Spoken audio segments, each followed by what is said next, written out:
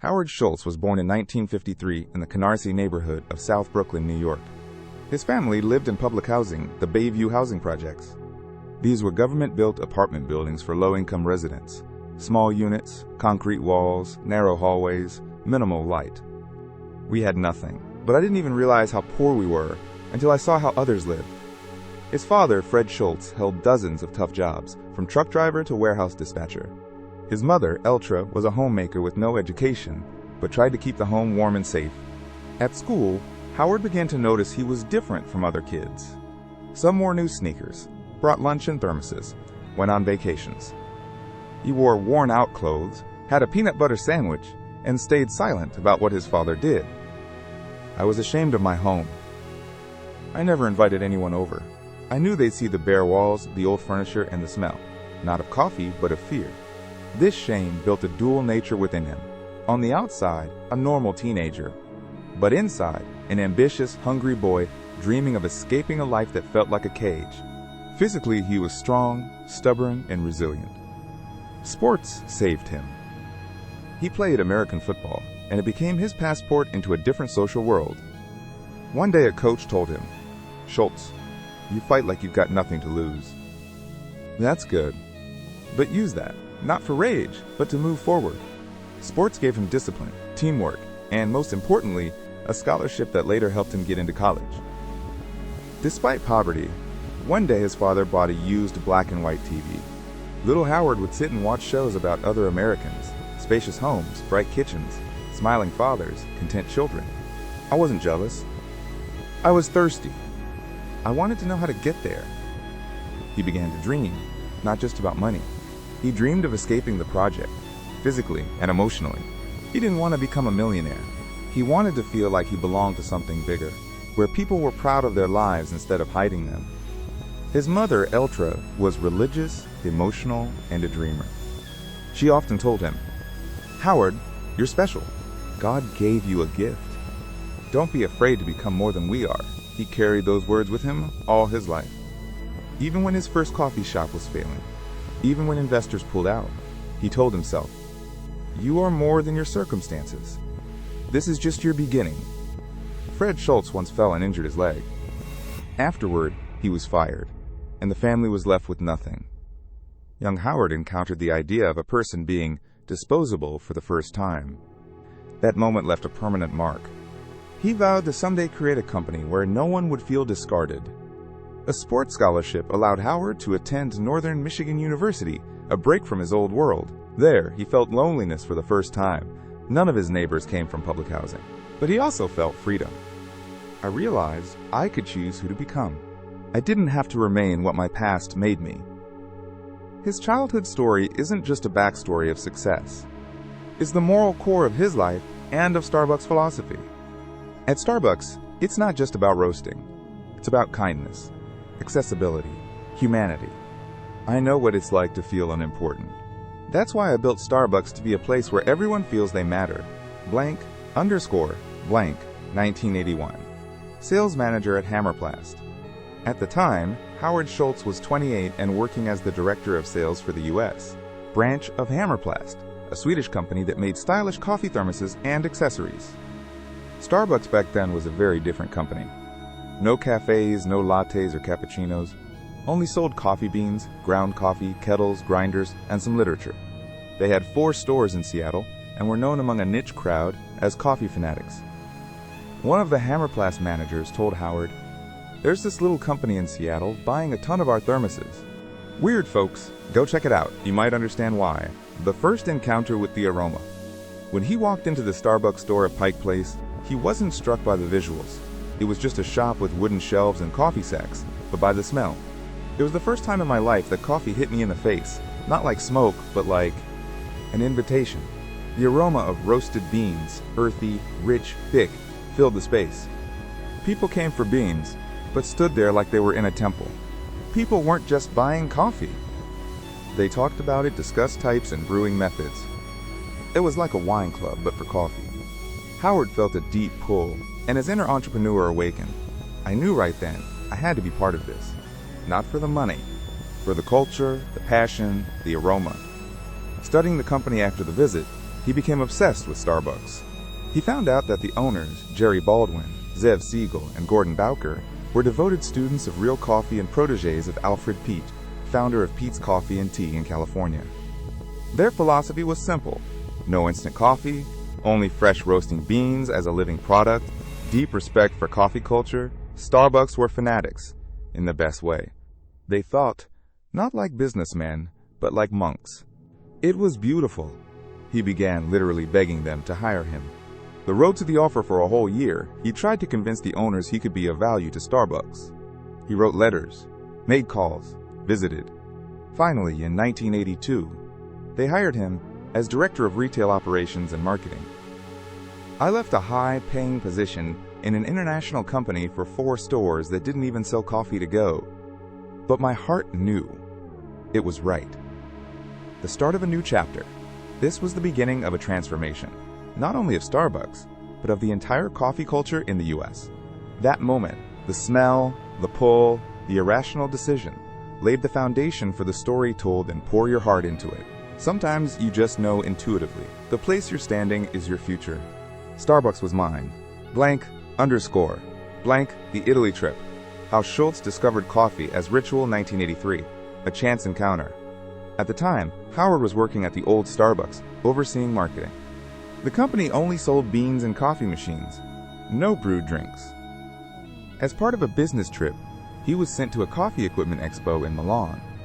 He didn't expect it to be more than a trade event, but it turned out to be a journey into another way of life. I thought I was going to see machines, but what I saw were people. I realized coffee is not a drink. It's a stage. The first real espresso. On the first day, after the expo, he entered a small corner bar. The barista loudly greeted him, "Buongiorno," and gestured him to the counter. "Un espresso?" he asked, not waiting for a reply. Howard was handed a tiny cup of strong, steaming liquid. The taste shocked him, intense and unlike anything he'd had in the U.S. It was thick, velvety, with a light foam. But more than flavor, it was about ritual. I saw that coffee here was part of culture, discovering the coffee ritual. For 2 weeks, he wandered Milan, entering dozens of espresso bars. He watched the morning rush, how people drank quickly, laughed, exchanged words, and moved on. Coffee was a ritual to start the day. Cafes were community hubs. Baristas were part therapist, part friend. People came not just for caffeine, but for connection. They stood, chatted, laughed. The barista knew their names. He was like a conductor, setting the tone for the neighborhood. One barista told him, "I don't just make coffee. I create a moment." 5 minutes of comfort for everyone who walks in. The moment of clarity. One day, sitting in Piazza San Babila with a notebook, Howard wrote, "What if we bring this to America? Not the coffee. The atmosphere. A third place. Not home, not work, but in between. Where you are remembered." It was an epiphany. He realized Starbucks could be not just a bean store, but a social experience. The idea was born right there, at a tiny table, with an espresso and a view of passing people. Returned with a new dream. When he returned to Seattle, he was electrified. He gave a presentation to the Starbucks owners. In Italy, every neighborhood has a bar. People feel at home there. This can be part of our life. We won't just make cafes, we'll create places people want to be in. But his idea was met with cold skepticism. "This isn't America, Howard. People here drink coffee at home or in the car. We don't sit in cafes." Schultz didn't give up. The trip had changed him so deeply, he decided to go all the way. First by starting Il Giornale, then later by buying Starbucks to make the dream real. Result, the third place philosophy. Everything you know today is Starbucks. Music in the cafe, names on the cups, baristas who know your favorite drink, soft light, warmth, the sense of your place. It all began with a walk through Milan in 1983. I didn't want to sell coffee. I wanted to share that feeling, that you matter, that someone is waiting for you, that you have a place in this world. Conclusion.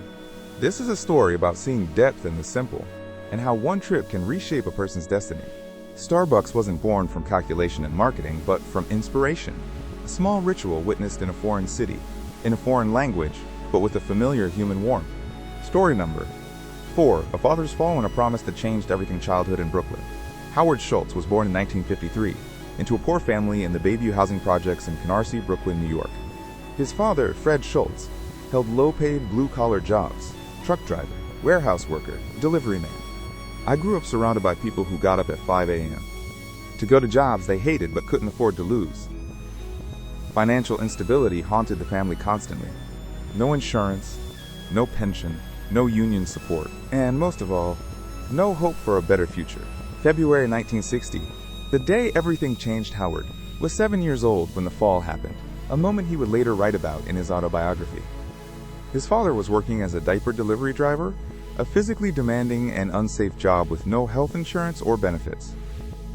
One day, returning from a route, Fred slipped on ice and broke his hip and ankle. I will never forget seeing him lying on the couch, with a cast on his leg, in pain, in depression, and with that look on his face, as if life had broken forever. Since he had no insurance or compensation, Fred was fired immediately. The family lost its only income and hovered on the brink of financial collapse. Howard's mother started cleaning neighbors' apartments just to afford food. Little Howard felt it all: fear, shame, helplessness. He didn't have the words, but he saw a system that betrayed his father. My mother cried at night, and my father lay in silence with the lights off. It wasn't just about money. It was about broken dignity. The seeds of the future. For the boy, this wasn't just a traumatic event. It was a matter of justice. Why could a man who worked honestly fall and become useless and forgotten? He didn't know how, but he made a promise deep inside. If I ever become someone in charge, I will do everything I can to make sure this doesn't happen in my company. The path to power and keeping the promise decades passed. Schultz grew up, became an entrepreneur, and eventually took over Starbucks. And the first thing he began doing when Starbucks started growing was to build a system of employee support that was the opposite of what his father experienced. As early as the 1990s, when Starbucks had only about 100 stores, Schultz implemented a then unheard-of policy: health insurance for all employees, including part-time workers and baristas. Starbucks stock options for everyone, even janitors. Mental health support and crisis assistance. I didn't build the company just for profit. I built it so my employees would feel, here, I'm respected. Here, I'm not alone. Rejecting standard corporate logic, many in the business world didn't understand him. Shareholders said, why give health insurance to someone working 20 hours a week? That'll kill profits. You're being too sentimental. But Schultz responded, if you build a company where people are afraid to get sick, that's not success. That's failure. He personally shared this story about his father's fall and being left behind with every new class of Starbucks managers. He would say, my father was never proud of his job. I want your employees to be proud of theirs. This is my way of honoring him. How it shaped the Starbucks philosophy. The story of his father's fall became the heart of Starbucks philosophy. People before profits, work as a source of dignity. Social justice through business. You can find its echoes on every page of his books. Pour your heart into it and onward. He even included a photo of his father in one of them. I don't just want Starbucks to be a great company. I want it to be a place where people like my father don't feel discarded. Epilogue: Fred Schultz died at 59, never seeing his son become a billionaire. He didn't live to witness the success of Starbucks. That's another source of pain and motivation for Howard. I think of him every day. Every time I sign off on a new benefits program, I think he would have liked this. Conclusion: this story isn't about coffee. It's about memory, dignity, and social mission. It's a story of how one fall became the seed of a leadership philosophy built not on metrics, but on humanity. Story number 5. By early 1985, Howard Schultz was Director of Marketing and Development at Starbucks, which was then led by its founders, Jerry Baldwin and Gordon Bowker.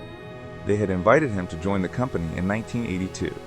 Even then, Schultz dreamed of turning Starbucks into a place where not only coffee beans were sold, but drinks were prepared on the spot, just like in Italy. However, Baldwin and Bowker were firmly against the idea of developing cafes as places for consumption. To them, Starbucks was a pure coffee company: beans, quality, roasting, but not cafes. They believed that preparing drinks would lower standards and distract from the core mission.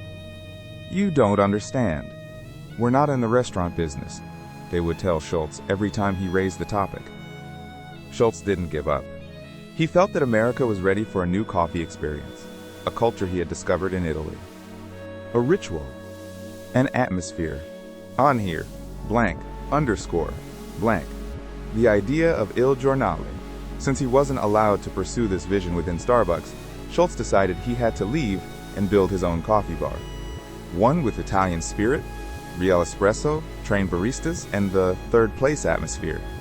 I realized that if I didn't pursue this dream now, I'd spend the rest of my life regretting that I never tried, he later wrote. He quickly chose the name of his future company, Il Giornale, after the Milanese newspaper he saw every day in the hands of Italians drinking coffee in local bars. The word meant newspaper, but symbolized something bigger. The news, the everyday moment, the now. Le blank, underscore, blank. The risk. Leaving a stable job, leaving Starbucks, was not an easy decision. He was giving up stability, a paycheck, and a familiar team. All he had ahead was an idea, and no capital. What's more, he knew his former colleagues didn't believe in his business model. People I trusted told me, "You're crazy. Americans won't stand in line for espresso. This isn't Italy. We have our own culture." But I knew that wasn't true. Culture isn't fixed. It can be inspired. Blank, underscore, blank, raising capital. 242 rejections. Schultz needed about $1.7 million to open the first Il Giornale Cafe and test the model. He turned to investors, and in most cases heard, "Coffee is a commodity, not an experience. You won't be able to compete with fast food. Americans won't pay $2 for a cappuccino when they can make a cup at home for 25 cents. Schultz personally held 242 investor meetings. He received over 200 rejections. I felt like a beggar going door to door with a dream instead of a briefcase. At one point, he nearly gave up. He was running out of money. But at a critical moment, a few investors from Seattle, including Drive, William Stevenson, and entrepreneur Tom Toney, believed in him. He managed to raise the needed funds. Blank, underscore, blank. The opening of Il Giornale, 1986. On April 8, 1986, the first Il Giornale coffee bar opened in downtown Seattle. The interior was styled in Italian fashion, a marble counter, a tall La Marzocco espresso machine, classical music. There were no seats. People stood, just like in Milan. Baristas greeted customers with buongiorno and knew regulars by name. Only coffee was sold. No sugar, no syrups, no food. Schultz was firm. If he was going to build an Italian espresso bar, it would be authentic, not adapted for American tastes. Blank, underscore, blank, public reaction. The result was unexpected, even for Schultz himself. The coffee bar became incredibly popular. People kept coming back. Some tried espresso for the first time. Some didn't understand why it was meant to be drunk in one sip, but they returned. They didn't come for the coffee. They came for the feeling the coffee gave them, for the sense that someone remembered them, that someone was happy to see them. Blank, underscore, blank, rapid growth. Il Giornale soon opened its second and third locations. In 1987, less than 2 years after launching, Howard Schultz began negotiations to buy Starbucks from its founders. The original owners wanted to focus on their roasted bean and wine business. They had another passion. They agreed to sell the Starbucks brand, retail stores, and all assets for $3.8 million. It was Il Giornale, led by Schultz, that purchased Starbucks and became its new identity. From that moment, Il Giornale disappeared, and Starbucks became what it is today. Blank, underscore blank, conclusion. This is a story about believing in an idea when no one else does. About the courage to take a risk, even when the cost is everything you have. It's the story of how one small cafe, built against the advice of the majority, became the prologue to a global revolution in coffee culture. If I had let fear win back then, Starbucks would never have become what it is today. I would have lived with regret. Instead, I live with gratitude. Story number 6, Italy, 1983. The inspiration that changed everything. In 1983, Howard Schultz was director of retail operations and marketing at a small Seattle-based company called Starbucks. At the time, Starbucks sold only roasted coffee beans, equipment, and accessories, but didn't brew coffee on site. Cafes as we know them today, with the aroma of espresso, baristas, cappuccino foam, and window seats, did not yet exist widely in the U.S. Starbucks was a business for enthusiasts, for those who appreciated beans and the art of roasting. Schultz respected that, but he felt it wasn't enough. He was intuitively searching for something deeper. Emotion, experience, something beyond just selling a product. Blank, underscore, blank, the trip to Italy, an unexpected discovery. When he traveled to Milan in 1983 to attend a kitchen equipment trade show, his intentions were purely professional, find new espresso machines and suppliers. But what he saw on the streets of Milan shook him to the core. I stood on a narrow street in Milan, watching as one by one, men in suits, students, elderly women, walked into a bar, shouted "Buongiorno" to the barista, got their espresso at the counter, and walked out smiling. It wasn't just coffee. It was ritual, theater, connection, culture. Small espresso bars were everywhere, in alleys, markets, basements, near train stations. And in each one, there was something more than just a drink. There was a sense of belonging, of culture, of humanity. He tasted his first true Italian espresso and fell in love. Not just with the flavor, but with the experience. The way it was served, the barista's wink, the old man next to him sharing a joke. It was theater, replayed in every coffee bar. And every guest was an actor. Starbucks was selling coffee, but I realized we could deliver this experience. Blank, underscore, blank, the realization, not coffee, but the third place, in Italy, Howard understood that the true value of a cafe wasn't the coffee, it was the social function. It was a third place between home and work. A place where people could be themselves, run into neighbors, talk to the barista, or simply feel warmth and comfort. I realized Starbucks didn't have to be just a retail outlet. It could be a place where people meet, fall in love, read, work. It's not about coffee. It's about belonging, blank, underscore, blank. The return and the proposal. Returning to Seattle, he was full of energy. At the first meeting with Starbucks' owners, he said, "We need to start selling espresso. We need to open an Italian-style cafe. Let's make Starbucks what I saw coffee to be in Italy." But the owners at the time, Jerry Baldwin and Gordon Bowker, were skeptical. They saw Starbucks as a coffee bean company, not a food service establishment. Schultz didn't give up. He insisted on being allowed to open a pilot cafe that would function like an Italian espresso bar. That cafe opened in 1984 in Seattle's Pike Place Market. It was small, had an espresso machine, standing tables, the aroma of fresh ground coffee, and the welcoming smile of a barista.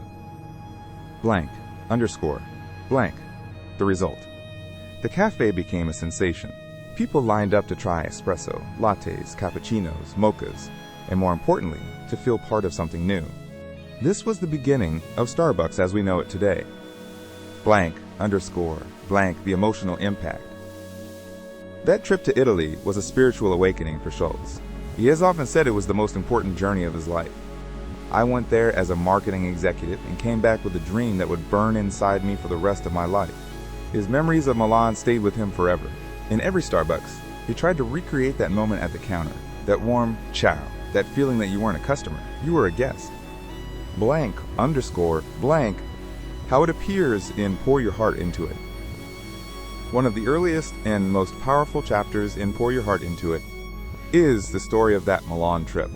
Schultz describes it as the turning point in his life, not just as a businessman, but as a human being. I didn't just fall in love with espresso. I fell in love with the idea that business can be emotional, that it can touch people's hearts. Suho, blank, underscore blank, conclusion. This story isn't about coffee. It's about how observing a culture, being sensitive to emotion, and respecting ritual can change everything. It's how Schultz transformed Starbucks from a coffee bean store into a social phenomenon. Story number 7: Starbucks IPO and the Philosophy of Growth. How to stay true to yourself in a world of money. In the early 1990s, Starbucks was just beginning to gain momentum. Since Howard Schultz acquired the company, it had grown from a handful of stores to 165 locations across the United States. The company was showing consistent growth and was beginning to strongly influence coffee culture nationwide. Everything was going well, but to continue expanding, Starbucks needed more capital. Long-term growth plans required serious investment. Schultz faced a critical choice: take the company public, sell shares, and gain access to capital. or remain independent with limited growth potential. I believe Starbucks could become something far greater than just a coffee chain. But to make that happen, we had to go public and raise capital to scale. Still, I didn't want us to lose our soul in the pursuit of profit, Schultz recalled. So in 1992, after much deliberation and numerous meetings with investors, Starbucks decided to go public. It was a landmark event, not just for the company, but for the coffee industry as a whole. ___, the path to the IPO. Before taking Starbucks public, Howard Schultz set several important goals. 1. Preserve the company culture. Schultz always emphasized that Starbucks was about more than coffee. It was about atmosphere. Starbucks had to be more than a brand. It had to be a community where every employee was valued. 2. Create long-term value. Starbucks should not become a company focused on short-term profits. Schultz aimed to build a business that would generate consistent returns and withstand economic downturns. 3. Never compromise on quality. At that time, Starbucks was not yet a global giant. Every store needed to be unique. Maintaining high standards for coffee and customer service nationwide was a top priority. In a market where shareholders expect immediate returns, this approach was risky. ___, the 1992 IPO, A Moment of Truth. In June 1992, Starbucks officially went public, offering shares on the NASDAQ. The stock was priced at $17 per share, giving the company a valuation of $250 million. It wasn't the largest IPO, but it symbolized how a small Seattle coffee shop could reshape an entire industry. The company offered 2.1 million shares, and at that time, it operated 165 stores. Interesting facts about the IPO. Within days of the IPO, Starbucks' stock price rose by 70%. This brought massive attention and significant funds that fueled further expansion. Despite this success, Schultz knew the real challenge wasn't the stock price. It was managing the company's growth afterward. At the time, he stated, "We are not building a business for money. We are building a company that creates a unique atmosphere for the people who walk into our stores." Building ___, the pressure of the outside world. Right after the IPO, Schultz and his team began facing pressure from investors. Financial analysts and even peers in the industry began asking tough questions. Why aren't you opening more stores? Why not accelerate growth? Why not boost profits by cutting costs? To investors, these were standard expectations. A public company should grow faster and yield higher returns. But Schultz understood that long-term success required staying true to Starbucks' core philosophy and commitment to quality, not chasing fast money. In one interview, he said, "We will not open stores just to increase profits. We will open them when we're confident we can preserve everything that makes Starbucks special." Schultz was also deeply wary of the idea that Starbucks should become just another financial asset. He didn't want people to come to Starbucks just for coffee. For him, it was always about relationships and community. Unlike many companies that pursue rapid growth through aggressive strategies, Schultz proposed a model of conscious growth. He believed growth should be incremental, not exponential, and anchored in sustainable values. Starbucks' growth philosophy, according to Schultz. 1. Growth must align with values. It doesn't matter how many stores Starbucks opens if those stores lack the company's signature atmosphere. Baristas and customers must be part of that unique experience. 2. Maintain uniqueness. Starbucks should never become a coffee factory. It should feel like home, and that matters more than anything. 3. Partnership with employees. Unlike other companies focused on minimizing labor costs, Schultz invested in people, offering stock options and health insurance. This helped reduce turnover and build loyalty to the brand. Starbucks' long-term success.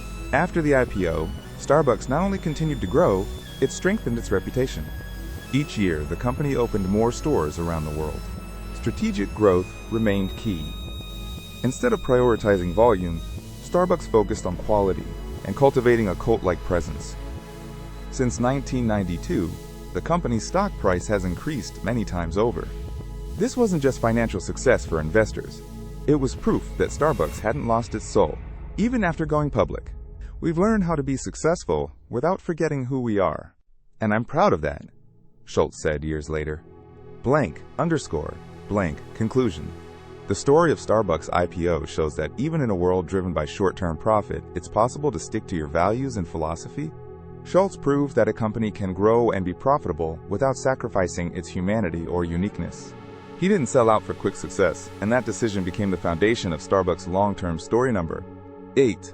This is one of the most strategically bold and culturally significant chapters in the life of Howard Schultz and Starbucks. It tells the story of how Starbucks entered the Chinese market, a mission that many considered nearly impossible. Why? Because China is a country with a millennia-old tea culture, where coffee was either marginal or simply exotic. But it was in this challenge that Schultz saw an opportunity. Starbucks in China. How to win over a tea-drinking nation. The first prejudice: when Starbucks announced its plans to enter China, many experts, both in America and in Asia, shook their heads in skepticism. They said, "You want to sell expensive coffee in a country where billions of people have historically not consumed coffee at all? That's madness." Even some top Starbucks executives had doubts. But Howard Schultz was confident. "We're not selling coffee. We're creating an atmosphere, a culture, a place where people want to be." This wasn't a strategy about product. It was about emotion. First steps. 1999, Beijing. In 1999, Starbucks opened its first store in Beijing. Inside, it looked familiar to Americans. Espresso machines, lattes, muffins. Outside, it was met with puzzled looks. Many Chinese people didn't understand why they should pay 3 to 5 times more for a drink with an unfamiliar taste, and drink it inside a cafe rather than on the go. That's when Schultz made a crucial decision. Don't impose the Western model. Instead, learn from and respect Chinese culture.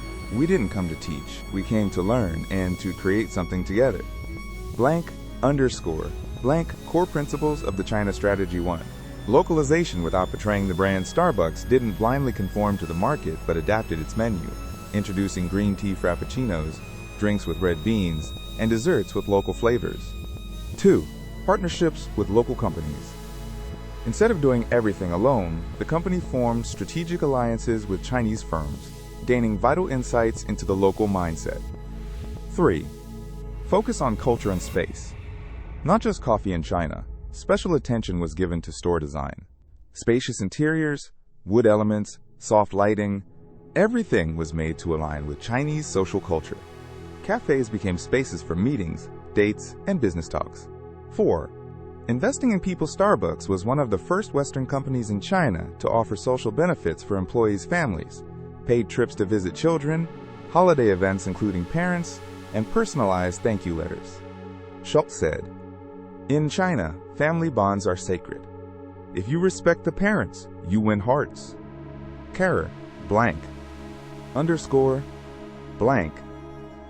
Howard Schultz's visit to Shanghai. In 2011, Schultz personally visited Shanghai to see how the network was growing. At one meeting with young baristas, he asked, "Why do you want to work at Starbucks?" One barista replied, "Because here, I feel like my work means something. Here, they respect my family." That was a turning point. Schultz realized they weren't just selling coffee. They were building a bridge between cultures, generations, and traditions.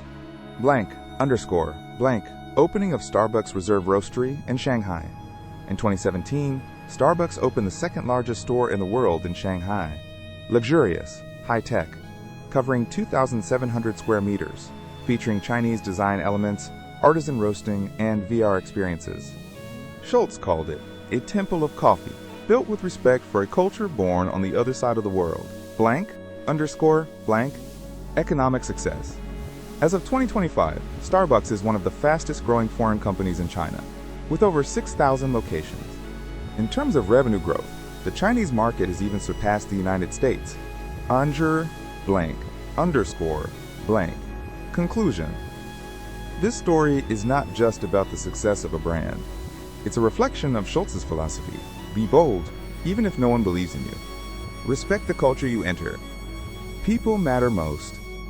Business is a bridge, not a battering ram. That's how he didn't just enter China. He earned its trust. And trust is something that can't be bought with dollars. It must be earned. Story number 9. The first meeting with employees as partners, a deeper perspective. When Howard Schultz first began building Starbucks, He was convinced that the people working in the company should feel like more than just employees. They were the key to success, to brand development, and to creating the unique atmosphere that customers valued so much. He came up with the term partners instead of the usual word employees. This simple but powerful shift changed how workplace relationships were perceived. I wanted every person who joined Starbucks to feel like an essential part of the team. Not just someone doing tasks, but someone invested in our success, said Howard. For Schultz, a partner wasn't just a person with a fixed salary. It was someone who poured their energy and passion into a shared mission, who had a voice and could share in the company's success. To reinforce this idea, Starbucks introduced an employee stock ownership program. This meant that partners could own part of the company, receive shares, and benefit from its profits. This approach was revolutionary in the fast service industry, where relationships with staff were typically formal and distant. Schultz shared, "When I spoke with partners, I didn't just see employees, I saw true allies. They were proud to work at Starbucks, and it showed in their performance and in the cafe atmosphere." To bring this philosophy to life, he launched several initiatives: regular meetings with staff, learning and development programs, encouragement of ideas and innovation from partners, and transparency from leadership. This culture turned Starbucks into a company where people wanted to work, and where they stayed for years. One barista said, "When I first heard myself being called a partner instead of just an employee, I felt respected and valued. It inspired me to work better, blank_blank, story number 10. Closing the stores for a night. A fight for quality. By 2008, Starbucks had reached the peak of its popularity with more than 7,100 stores worldwide. It seemed the brand had become an unshakable symbol of coffee culture, but behind that success lay a serious issue. Rapid growth and expansion had led to a drop in drink quality and customer service. Howard Schultz, who had returned as CEO, immediately sensed that Starbucks had lost touch with its soul, the quality of the coffee and attention to the guest experience. The coffee felt mass-produced, and the service had become robotic and impersonal. In one of his speeches, he admitted honestly, "I saw that what we had built was beginning to fall apart. We had lost what made us special. We had to act fast and decisively." The solution was bold and risky: to close all 7,100 U.S. stores for one night, to retrain every single barista. This meant losing millions of dollars in a single day and upsetting customers who were used to 24/7 access. Inside the company, the move caused heated discussions. Why are we shutting down a successful business? Can't we just retrain staff gradually? Investors and managers asked. But Schultz stood firm. We have to show that quality matters more than short-term profits. This is an investment in our future. That night, thousands of baristas across the country gathered for retraining sessions, learning again the art of espresso making, how to use the equipment properly, and the standards of service excellence. For many, it wasn't just a training, it was a rebirth of pride in their work. Baristas later recalled, "It felt like a reset. We realized Starbucks truly cares about us and about the quality we create." After this step, Starbucks was able to regain customer trust and solidify its position as the world's leading coffeehouse chain. Schultz later said, "Sometimes you have to take a step back in order to move 2 steps forward." That night was a turning point. It reminded us who we are and why we started. Story number 11. Howard Schultz's return as CEO in 2008, a moment of truth. At the beginning of 2008, Howard Schultz was no longer serving as CEO. He had stepped away from managing Starbucks back in 2000, remaining chairman of the board and watching the company's development from the sidelines. He was proud that Starbucks had become a global brand, but by the end of 2007, that pride began to turn into concern. The company was growing too fast. Stores were opening on nearly every corner. Profits were rising, but quality was declining. The drinks had become mediocre, the service impersonal, and the atmosphere lost. I started getting letters from customers saying, "Starbucks isn't what it used to be." That was painful to read. This was my soul, my dream. And I could see it slipping away, Schultz recalled. Toward the end of 2007, the first signs of the financial crisis appeared. Starbucks stock was falling, and competitors, especially McDonald's with its McCafe, were closing in. The board of directors began looking for a solution. One option was to bring in a new, tougher CEO from the financial world. But Howard couldn't bear to watch his creation fall apart. He felt he had to come back, even though he wasn't sure if he could still inspire the team and steer the company in a new direction. I had doubts. There was fear. What if I wasn't the same person anymore? What if I failed? But a voice inside me said, if not you, then who? In January 2008, he returned as CEO. His first meeting with senior management was tense. He didn't sugarcoat his words. We forgot who we are. We betrayed our own principles in pursuit of growth. Now, we will either be the ones who save this company or the ones who let it die. He took bold and unpopular steps, closed 600 underperforming stores, froze the opening of new locations, brought back simpler, more aromatic espresso machines that didn't hide the brewing process from customers, conducted the now famous Barista Training Night, see Story 10, relaunched the brand with a renewed focus on quality and culture. One manager recalled, Howard didn't return as a savior. He came back as someone who was deeply hurt by what had happened to Starbucks. His energy wasn't corporate, it was almost spiritual. He didn't just give orders, he inspired. And it worked. Within 2 years, the company rebounded, improved performance, and regained customer trust. Later, in an interview, Schultz said, "It was the hardest period of my life. Every morning, I got up at 5 a.m., grabbed a notebook, drank coffee, and thought, how can I breathe new life into Starbucks? But that's when I realized the most important thing is to never lose touch with the soul of the company. _blank story number 12. Starbucks College Achievement Plan, an investment in dreams." In 2014, Howard Schultz once again found himself reflecting on a question that had haunted him since his youth. How can someone from a poor family break out of the cycle of poverty if they don't have access to education? This wasn't just a theoretical question for him. He had grown up in a modest family in Brooklyn and knew that higher education wasn't a guarantee of success, but it was a chance. And chances were what millions of young people in America were lacking. By that time, Starbucks was already known for treating its employees well. Partners had access to health care, stock options, and respect. But Schultz wanted more. If we truly believe that every partner is not just an employee but a person with a dream, then we must help make that dream come true. This led to the launch of the Starbucks College Achievement Plan, SCAP, a program through which the company would cover 100% of the cost of online education at one of the largest accredited universities in the U.S., Arizona State University, ASU. What made this program special? It was available to all employees working at least 20 hours per week, regardless of tenure. Starbucks did not require participants to stay with the company after graduation. Partners could leave without paying back tuition. The education offered was a full academic degree, not just short courses. The program covered over 100 majors, from business and medicine to the arts and psychology. Why did Schultz pursue this? He knew it would be expensive. The program cost hundreds of millions of dollars. The board was hesitant, but he said, "The people who are pouring coffee in our stores today can become leaders tomorrow. Our mission isn't just to sell coffee. We must be agents of change." Real stories. Within the first year of SCAP's launch, over 4,000 partners applied. Among them were a young single mother who dreamed of becoming a social worker to help other families, an immigrant from Ethiopia who worked as a barista while studying to be an engineer, a U.S. Army veteran who was unsure of his next steps and found purpose through education.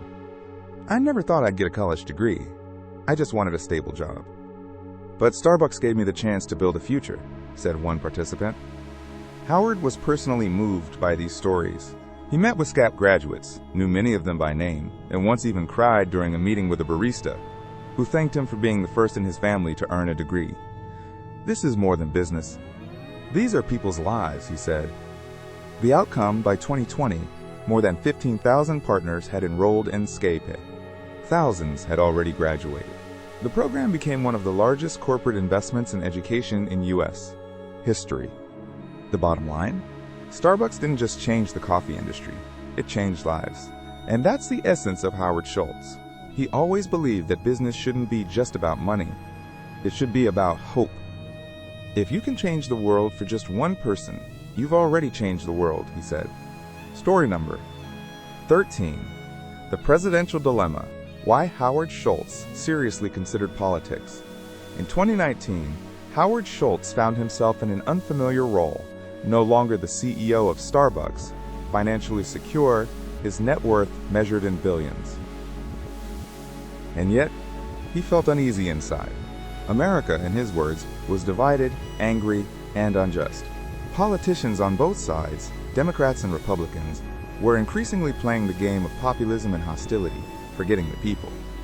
Schultz wasn't a professional politician, but he believed that his entrepreneurial experience and the principles of accountability he had applied at Starbucks could benefit the entire nation. I saw the country being torn apart, and I felt, if I have a platform, experience, and a voice, don't I have a responsibility to at least try to make a difference, he later recalled. An internal struggle, Howard wasn't someone who made impulsive decisions. Before he said a single word publicly, he spent more than a year consulting with economists, lawyers, and former politicians. He spoke with voters across the country, from farmers in Ohio to students in New York. He didn't want to become just another candidate. His dream was to unite the country and return it to a centrist, rational path. His position was, not Trump, not the far left. I'm not a Democrat. I'm not a Republican. I'm an American, and I'm tired of being forced to choose between extremes. A wave of criticism when he announced in 2019 that he was considering running for president as an independent candidate. The backlash was almost hysterical, especially from Democrats, who feared he would split the vote and help Trump win a second term. Schultz was labeled a spoiled billionaire, a man with no mandate, a threat to democracy. Protesters greeted him with signs reading, "Don't help Trump." He admitted, "People accuse me of being selfish, but I was never doing this out of ego. I wanted to be of service. I wanted to bring common sense back to politics." The criticism caught him off guard. He had expected an open dialogue, but instead was swept into a vortex of aggression and political marketing. And it affected him deeply. Turning point in the spring of 2019, he went on a nationwide tour, speaking at universities, meeting with journalists, and answering tough questions. At one such event, he said, "I'm not promising miracles. I'm not trying to turn politics into a show, but I know how to build a team, run an organization, and be honest with people." However, soon after, his health took a hit. In mid-2019, he underwent spinal surgery and had to temporarily stop traveling and speaking. This coincided with a period of deep personal reflection. He realized that if his candidacy were to worsen the division in the country, it would betray his own principles. "I've always wanted to unite, not to destroy. If even my good intentions might harm the country, I won't go down that path." The decision.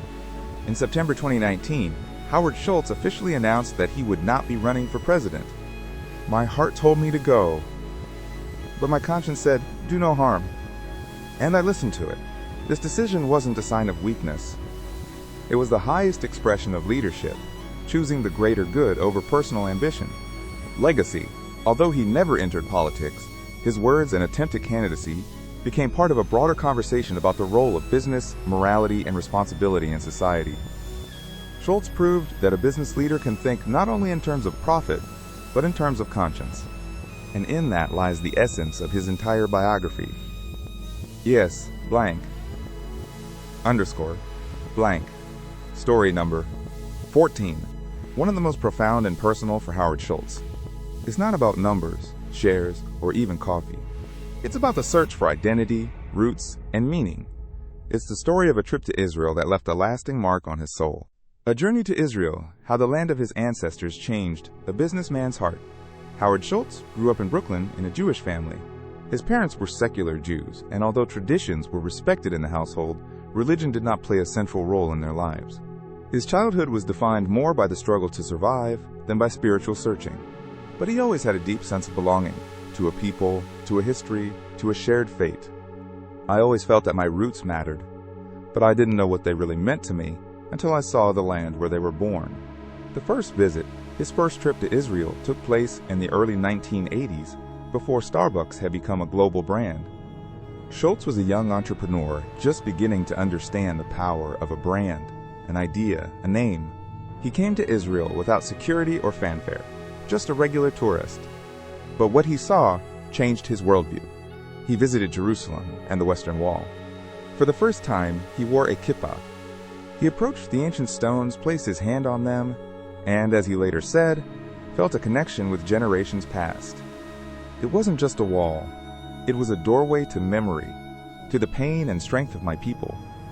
I felt I wasn't standing alone.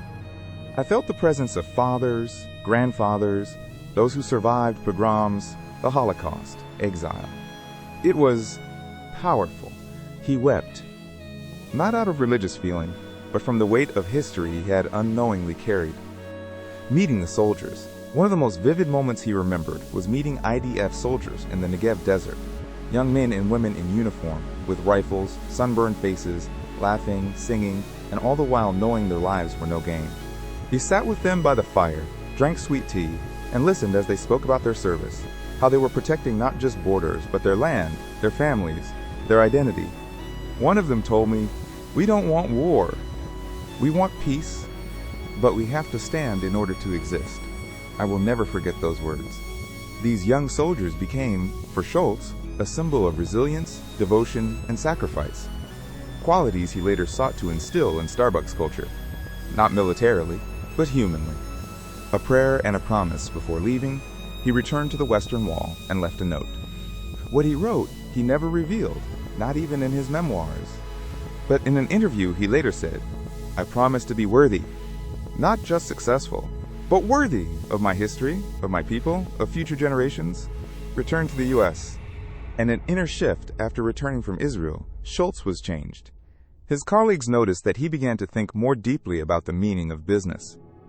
He started speaking of Starbucks as a platform for good, not just a coffee chain. He personally invested in programs to fight anti-Semitism, racism, and inequality. Not as a politician or activist, but as a Jew reconnecting with his roots. He often said, "When you know who you are, it's easier to make hard decisions." The legacy of the trip. Since then, Schultz has visited Israel many more times. In 1998, he received the Rosenwald Award for Humanitarianism from the American Jewish Committee. He was frequently invited to speak about leadership at Jewish forums and supported educational programs for Israeli youth.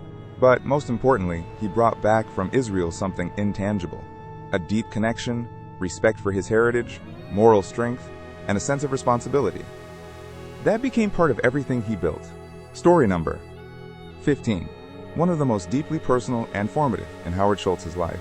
This is not just a memory, it's the very core of his leadership philosophy. It goes back to his childhood in a poor neighborhood of Brooklyn in the early 1960s. There, in a small apartment with no insurance and no support, he witnessed a catastrophe that forever changed his understanding of what it means to be a, quote, employer.